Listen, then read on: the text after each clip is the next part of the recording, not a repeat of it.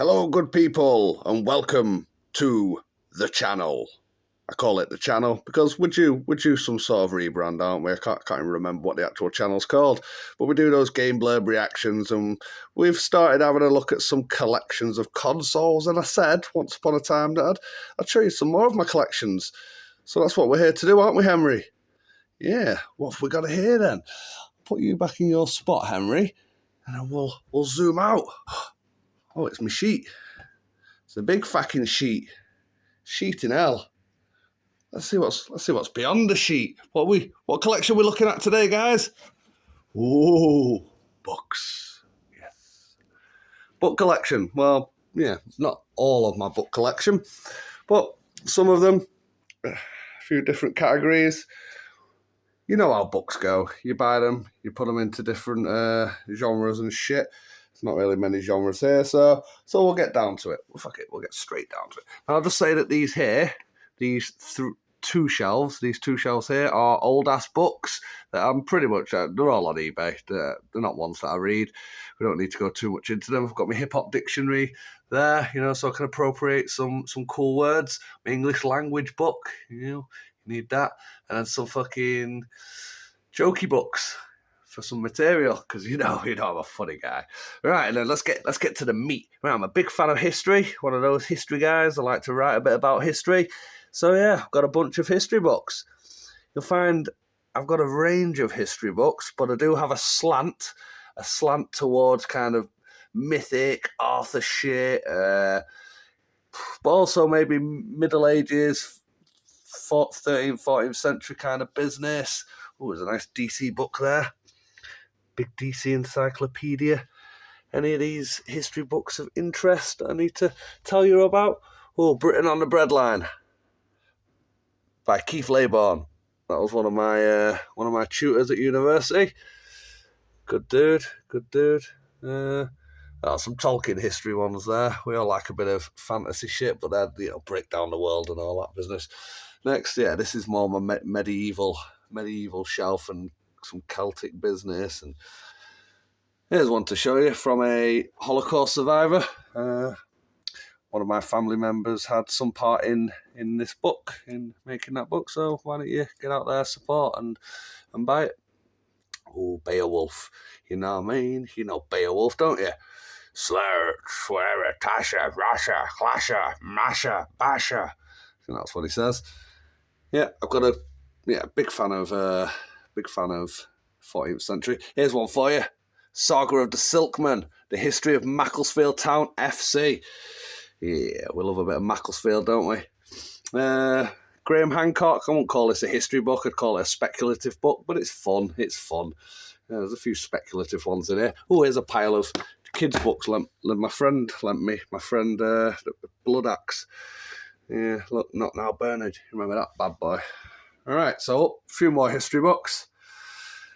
Yeah, a few more. Oh, and then here's a cool thing, a photo book from mine and Blood Axe's adventure to Offa's Dyke. Yeah, we don't need to see all this, do we? But yeah, myself and Blood Axe went to Offa's Dyke, conquered the Welsh, then conquered the English. Just did them both. Look, a nice tape cassette of Lord of the Rings. Anybody heard that? Right, let's before we get to our fantasy, which is pretty much the rest of it, we'll have a look at. I've got a little kind of bullshit non-fiction shelf, bit of non-fiction and a bit of bullshit in between. Bullshit's mainly at this end. Look, Charity of the Gods, that's some classic bullshit. Food of the Gods, that's some moderate bullshit. It's hard to call Food of the Gods bullshit. It's interesting. It's an area that is definitely now better researched, your mushies and all of that good shit. Psychedelics, psilocybin. Louis Theroux, we all like Louis Theroux. Tony Benn, everyone's favourite British politician. Well, some people's. And Christopher Hitchens. Ooh, the ominous Christopher Hitchens. God rest his soul. Oh, the irony. Nick Cohen, everybody's favourite leftist. Everyone who's still a proper liberal leftist anyway. Yeah, and another Nick Cohen. Right, let's get on to some fantasy. Oh, that's too serious, that shelf. We've got a first edition of the Silmarillion. Yeah, a first edition Silmarillion. I found that at a charity shop for like 50p. Not bad, that. Yeah, collection. I've got plenty of different versions of Tolkien books, as you'll see in a sec. These are my more display ones. Although I must say my fantasy shelf has taken a bit of neglect recently. Okay, this series here by the great and late David Farland. This author, absolutely amazing series. I've only read this series of his books. I can't speak for his others, but these are absolutely fantastic. He sadly passed away recently, and I'll say, get out there and buy some David Farland books, or certainly check out the Rune Lord series. If anybody's into computer games, this is a gamer channel, and you're thinking about reading some fantasy, this should be your entry point, because there's a very computer game-esqueness to it, or I find there is, some sort of attribute shit going on. So, yeah, definitely shout out to David Farland's work. It's brilliant. Moving up. Still fantasy. Some James Patterson, some kid shit that. Didn't really enjoy Witcher Wizard that much, but it's there. Although, this is kid teen shit in the wrong order, I know. That's absolutely terrible. I feel bad about that. But I love the Aragon series, the Inheritance Cycle, or whatever they called it. Philip Bowman's Dark Material book. I actually lent the first one out to a friend, so my man, give it me back, please. The Princess Bride. Brilliant book, probably the greatest film ever. Let's give a big shout out to Alan Garner. So, Alan Garner was probably the first fantasy author I ever read, The Weirdstone of Brisingamen. Recently brought out Treacle Walker. So much critical acclaim. He kind of is a children's author, but his books are pretty deep. They're pretty layered, but they're brilliant. Always brilliant. So yeah, again, I implore you, get out there, check some Alan Garner out.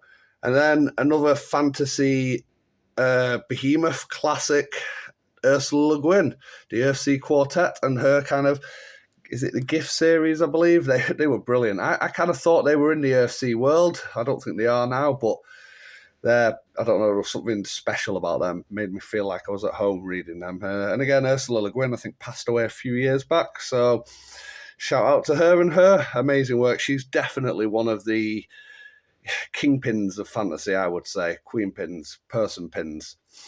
All right, moving on. We've almost finished just general fantasy. We all know Harry Potter's.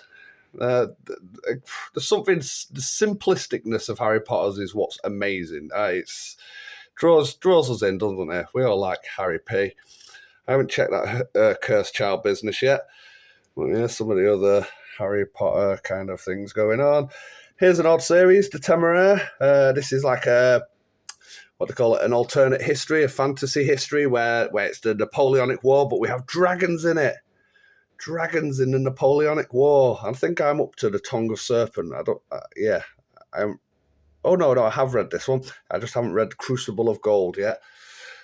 Just tucked under here, some poem books by a friend of mine, Malik Amir. Now, this dude I met online, wrote to him online in around the year 2000, got a CD off him, and then last year I decided to try and find him, searched him out, still making music a bit and doing poetry. So, go and check some Malik Amir poetry.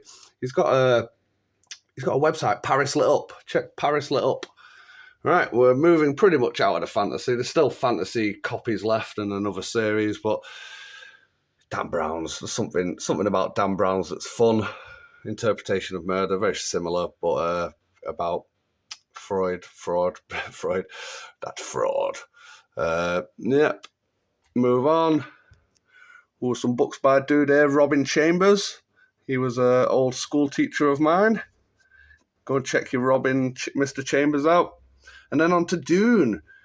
Other than Star Wars books, Dune it's probably the only. Well, actually, it's not. I'm about to disprove that, but it's pretty much the only sci-fi I've ever read besides the Star Wars books. But I'm going to disprove that by jumping these and going straight to this section here, motherfucking Red Dwarf. So I like a bit of Red Dwarf. It's pretty funny. We don't need to talk about those books. And here's a fantasy series. The Chronicles of Narnia. I have mixed feelings about these because I love the world. I kind of love all the...